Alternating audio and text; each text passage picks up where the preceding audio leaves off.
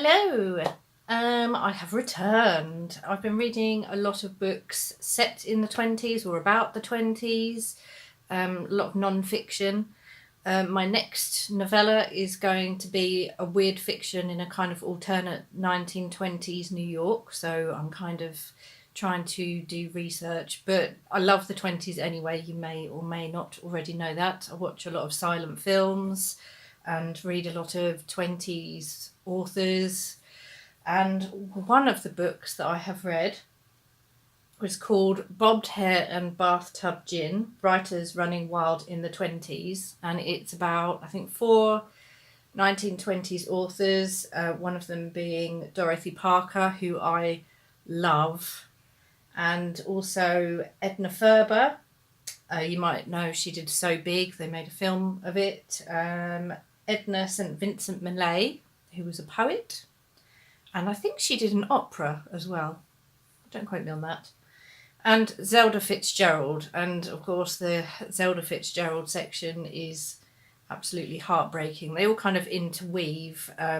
She'll talk about Dorothy for a bit and then Zelda for a bit. And there's a great bit where Zelda and Dorothy met each other. So you get their opinions on each other. And it's just so sad that at the era that it was, that women weren't helping each other out a bit more, and they were just very suspicious of each other. And Dorothy wasn't particularly a people person anyway, despite the fact that she went to a lot of parties.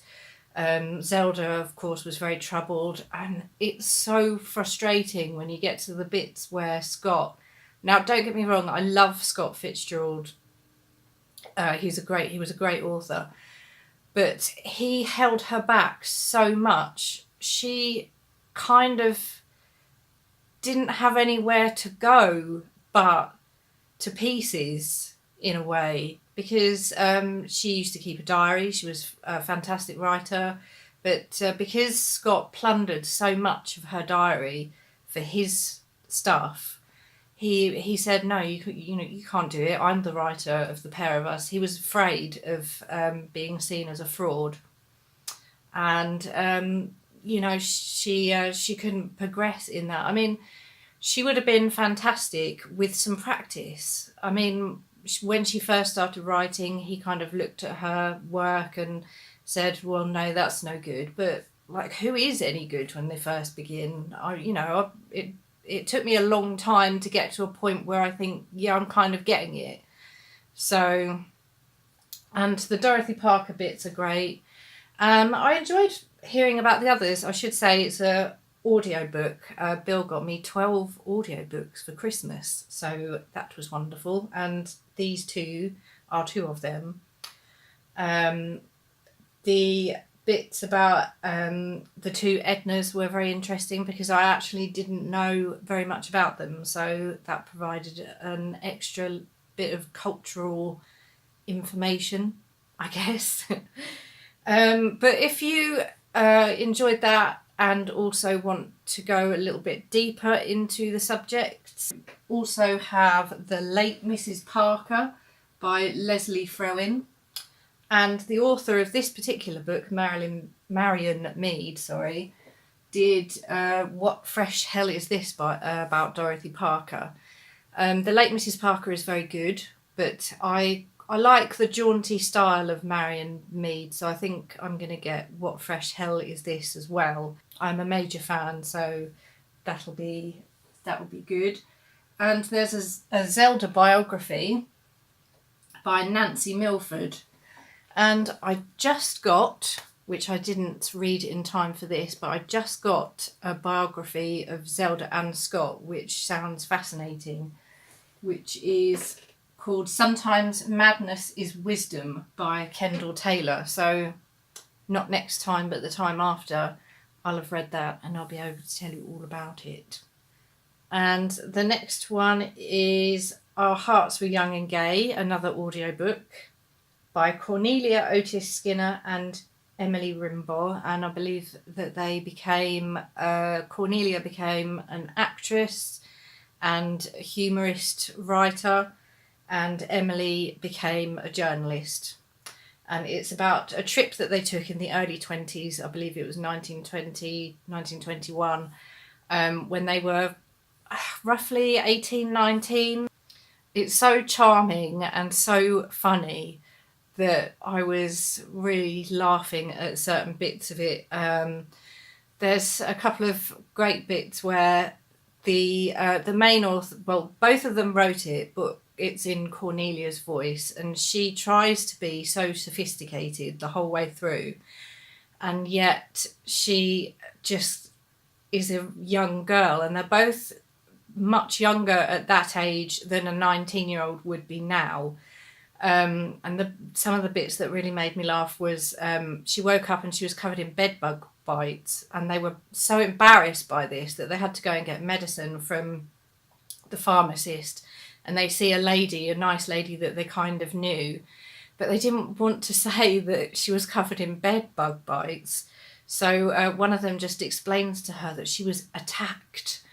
And this woman, of course, is horrified, thinking that something awful has happened to this girl, and then kind of finds out through conversation that actually it's just bed bugs. And she's furious with them, but they just don't know why. Like, they have no idea. It really made me chuckle. It's a lot of good fun. And apparently they made a film out of it in the 40s, but I'm kind of guessing it doesn't have a lot to do with the book, but I really recommend it. It's a good chuckle. And lastly, Kiki's Memoirs, edited by Billy Cluver and Julie Martin. And she was a very famous life model in Paris in the 20s. She was known as Kiki de Montparnasse. And she lived in the artists' quarters, which was in Montparnasse, where all the cafes were, and a lot of people from all around the world would go, and so she became world famous without ever having to leave Montparnasse. She posed for a lot of the greats of the time. Man Ray's pictures of her are pretty famous. They had a very kind of tumultuous love affair for about 8 years, and I used to be a life model, so I'm particularly fascinated by Kiki. There's some really good pictures in this, and her memoir finishes in 1929, so it's all the good bits. It doesn't go beyond into the bit where she became kind of a drug addict and an alcoholic and put on a lot of weight, or basically ended up kind of sad, but it's all the fun bits, as the 20s were mainly about, because it's quite short and it's very, like I said, the 20s were quite frivolous.